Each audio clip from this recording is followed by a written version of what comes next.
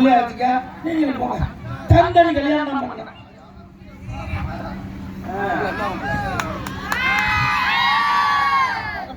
விஷயம் இருந்தா ஒரு பையன் பொறுமரசி பண்ணல இந்த சத்திரியமா விசாமத்திரம் பொறுமரசி பெற்றான்